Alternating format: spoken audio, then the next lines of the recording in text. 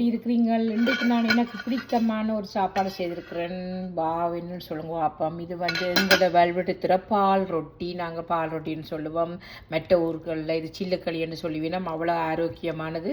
என்னென்னா அரிசிமா உளுத்தம் மாவில் இதை மாவை குழைச்சி நாங்கள் இடியப்ப பார்த்து குழைச்சி அதை உருட்டி சின்ன சின்ன உருட்டி அதை நீத்துப்பட்டியில் அவிச்சிட்டு பிறகு தேங்காய் பால் மற்றது பயறு சவ்வரிசி உங்களுக்கு தேவையான அளவு சுகர் கட்டாயம் வேணும், ஏலக்காய் பவுடர் இதெல்லாம் போட்டு பிறகு கஜுவும் பிளம்ஸும் போட்டு செய்து ஞமையான பால் ரொட்டி.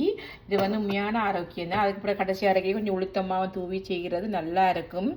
ஆனால் நான் எனக்கு செய்த உடனே சுட சுட சாப்பிடணும். ஒரு டிஷ் சாப்பிட்டு இது செகண்ட் டைம் போட்டு சாப்பிட்றேன்னு பாருங்கோ. எனக்கு அவ்வளோ விருப்பம். உங்களுக்கும் பிடிச்சா நீங்களும் இதே மாதிரி செய்து சாப்பிடுங்கோ. உங்களுக்கு இந்த ரெசிபி இந்த இது வேணுமா இருந்தால் எனக்கு இந்த வீடியோ பிடிச்சிருந்தா இதில் கேளுங்க கமெண்ட்ஸில் எப்படி செய்கிறேன்ட்டு. நான் உங்களுக்கு உண்மையாக இது இந்த ரெசிபி வடிவாக செய்து போடுவேன்.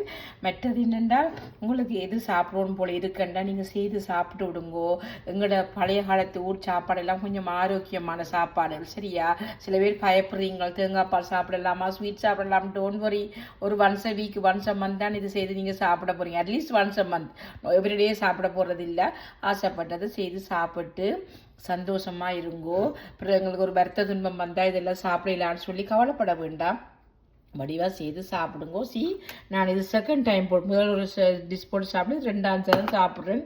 பிகாஸ் இது என்னோட ஃபேவரட். நிறைய கஜு எல்லாம் போட்டு பாருங்கள்.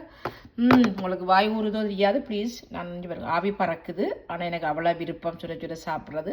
தேங்க்யூ ஃபார் வாட்சிங். பிடிச்சிருந்தால் லைக் பண்ணுங்கோ. தேங்க்யூ.